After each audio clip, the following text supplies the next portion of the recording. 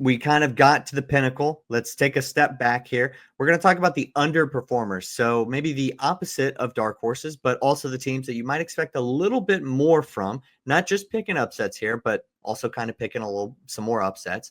What are some teams that you're thinking that you're looking at that might not be able to play up to their seeding? I'll start with St. John's, but I have a second one. Thank Obviously, God. yeah, right. I mean, I've been harping so much on St. John's. They're gonna make the Elite Eight, and I'm just gonna look like a fool. But I mentioned it earlier on. I think that there's a very real chance that they don't get out of the first weekend. Obviously, they have between Coach Cal and that Kansas team. They're gonna have a hard matchup no matter what in the second round. Um, I I think that the St. John, I'm not going to call them fraudulent. They've had a really good season, but I think that they could definitely be one of the underperforming teams of the season. And then I also have Maryland as one of my possibly teams that like they're a 4 seed. I mentioned Colorado State earlier. Their path to the Sweet 16 would be through Maryland. I think that they'd be able to do it. Obviously, Maryland has had a really good season. They have guys like Derek Queen, who's been averaging 16 points a game. Gillespie's been averaging 14 points a game. They've had a really strong Big Ten season, but I think that Colorado State could possibly pull the upset there, and that's not to say that they haven't had a good season. They can't do it, but I mean I think that they could be one of the underperformers. They're averaging over 80 points a game while also giving up less than 70 points a game. They're 5-5 versus the top 25 this season. BPI has them ranked as the number 4 team in the country. So I I think that there is a path where they get out of the first weekend and into the Sweet 16 and maybe even beyond that. But I could definitely see them losing to Colorado State in the second round, and I have Colorado State pulling the upset in that one. So that's my two personal underperformers. There's a few top teams that don't fit the criteria that everybody looks at every single year for Final Four teams. It's the top 50 in both adjusted offense and adjusted defense. Those teams are St. John's, Kentucky, Purdue, Missouri, and BYU, 65, 56, 63, 73, 68. You get the point, okay? We've mentioned some of these teams, obviously, before. St. John's has been mentioned now 100 times. And I hope for my own sake, I'm getting caught in the crossfire here. I don't even have them going out that early. I hope they go out now pretty early just for the sake of your pick.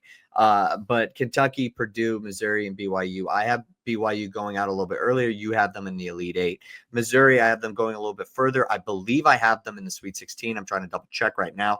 And going down, I have them beating Texas Tech.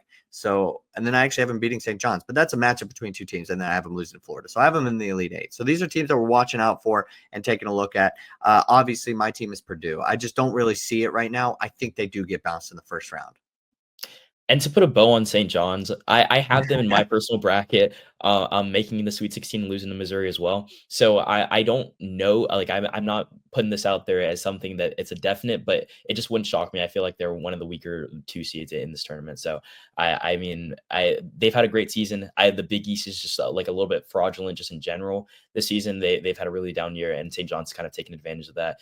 They have some like out of conference losses that they probably I mentioned the Georgia loss already like 3 times this show, but I mean they've had some trouble with SEC and out of conference play, so I think that Missouri could give them some trouble if Missouri even makes it that far. But that's just putting a bow on it. I have St. John's in my Sweet 16. I just think that they could, if there's any 2 seed that I'd be looking to go down, St. John's probably it. So I'm glad that you mentioned just the 2 seed part. I have Tennessee losing to Kentucky. They lost to Kentucky twice this year. That is a team, I think, specifically for this topic that I did want to mention. They defend the 3. I believe this is like the best in the country. 27.6% are the opponents shooting for the 3-point line against Tennessee. I think that if a team can just withstand that, I think that this team could go down, and I think that team is going to be Kentucky. I don't have Kentucky losing in the first couple of rounds. I know they kind of were trying to get over that for a while. I don't think they've been out of the round of 32 in however many years. I think it's been a minute. So they're kind of susceptible to that. Yeah, Jack Golke, man. Well, legend. But Yeah. I think if they can avoid that trend that's been happening over the last handful of years, I think they match up well with Tennessee, and I think Tennessee goes down pretty quickly after the first weekend in the Sweet 16. But as many might say, you don't know ball if you choose blank team to win the national championship. We're not saying it so definitively this go around, but what's a bad champion pick? Okay. Kind of saying that, you but framed it in a way where it's gonna sound really bad, but I have Houston as the team that could be that could be one of those teams where every single year it feels like Houston is one of the prohibited favorites. They're always getting a 1 seed recently. They're dominating their conference. They step into the Big 12. They dominate that conference. But I just don't see it. I think that they are the worst number like 1 seed, even if technically Florida was the last number 1 seed. I definitely, if there was a Florida versus Houston matchup, I'd definitely take Florida.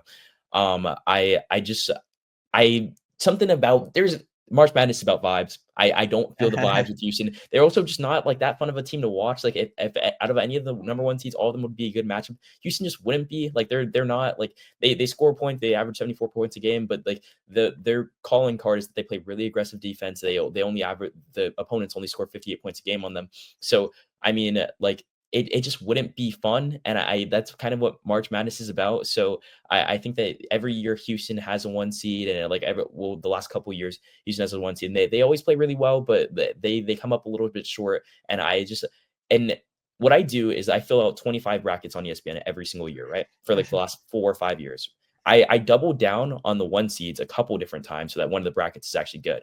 I only have Houston in one of my brackets out of 25 because I just don't see it happening. So if they do, I was correct on one bracket, the other 24 is screwed.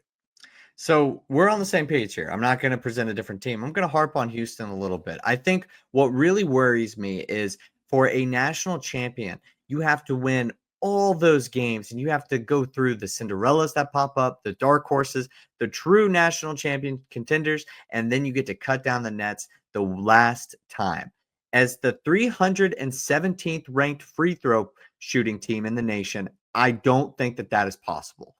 And I think it's that simple. They are a good 3-point shooting team. They cannot hit a free throw to save their life. I think that that's too much. And I also, when I look at their bracket in the Midwest, I know that's probably considered not exactly the most competitive. I think we're looking at some of the other regions is more competitive, but I really respect Gonzaga. And what does Gonzaga do? They shoot free throws really well. And I actually really respect Clemson.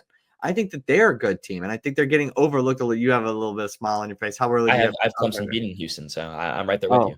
So it was a smile of agreement. Well, we're in agreement there. I think you got to give some respect to Clemson. I think they're a really good team. I think either or, whether or not they play in the round of 32 and they lose to Gonzaga, or if they play in the Sweet 16 and lose to Clemson, I think both of those are happening, and I'd be very surprised if Gonzaga were to make it to the Elite Eight. And then maybe talk to me, because then they would be playing Kentucky in my bracket. Maybe it's Tennessee, maybe it's a Cinderella, and I just don't know if I see them going all the way. So I think we're on the same boat as Houston.